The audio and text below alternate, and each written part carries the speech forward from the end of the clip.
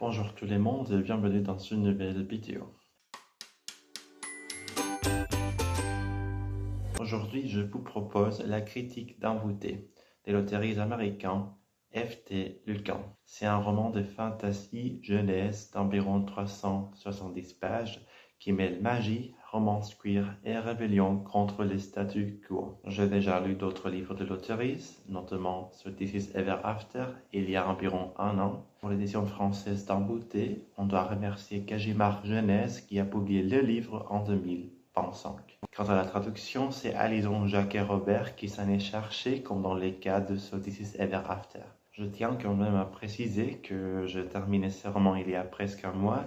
Je n'ai pas eu le temps de m'asseoir pour y réfléchir, ni de filmer cette vidéo avant maintenant, et j'ai bien peur d'avoir oublié une bonne partie des détails de l'intrigue.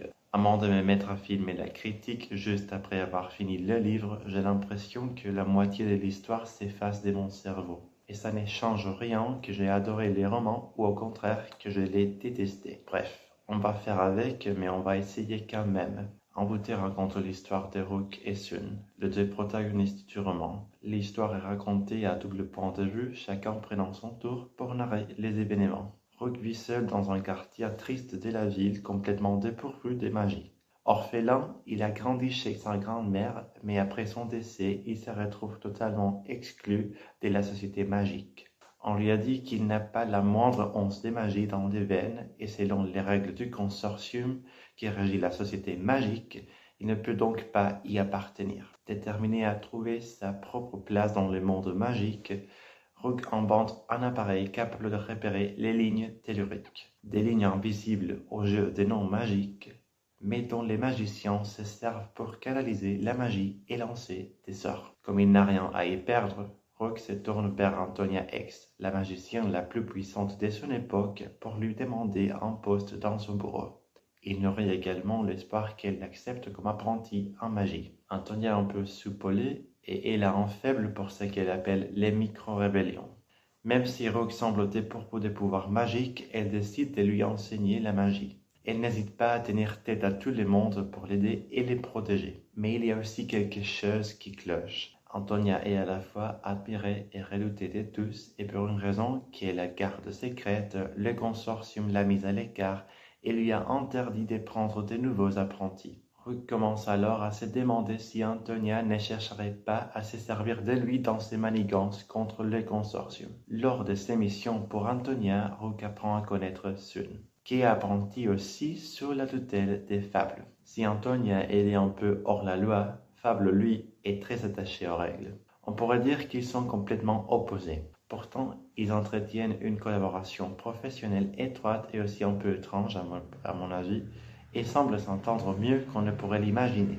Comme Fable, Sun est très attaché aux règles. Il est aussi plutôt réservé et timide. Et même si sa relation avec Rook commence un peu sur les mauvais pieds, il finit par apprécier Rook, ses blagues ratées, ses sous-entendus maladroits et son caractère honnête et sans gêne. Bien qu'on décrive leur histoire comme une romance entre rivaux, je ne dirais pas qu'ils sont vraiment des ennemis. Dès le début, malgré une certaine défiance, ils montrent un intérêt sincère pour devenir amis. Ce que je l'ai plus aimé dans leur amitié et leur relation qui est en slow burn, c'est la manière dont ils s'acceptent tels qu'ils sont et se soutiennent mutuellement. Rook apprécie le caractère introverti de Sun et ne cherche jamais à le pousser au-delà de ses limites, tandis que Sun fait en sorte que Rook se sente à sa place dans le monde magique.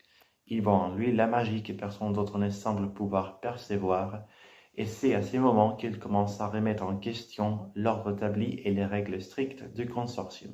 Le roman remet en question les lois qui excluent ceux qui ne remplissent pas certaines conditions. Le message principal, c'est selon moi que rien n'est gravé dans le marbre. Les règles existent pour une raison, bien évidemment, mais ça ne signifie pas qu'on doit les suivre aveuglément. J'ai aussi aimé le fait qu'Antonia et Fable apprennent eux aussi des requêtants et finissent par ouvrir les yeux. À la fin, les quatre forment une sorte de famille choisie, et Antonia, que l'on pensait froide et manipulatrice, devient une véritable figure parentale et mentor pour Rook. Elle met toujours sa sécurité avant son désir de chambouler la société magique. Si vous n'avez pas encore lu le bouquin, je vous recommande de lui donner une chance. Et si vous l'avez déjà lu, n'hésitez pas à laisser un commentaire et partager votre avis. C'est tout pour l'instant. J'espère que ça vous a plu et on se retrouve très bientôt pour la prochaine vidéo.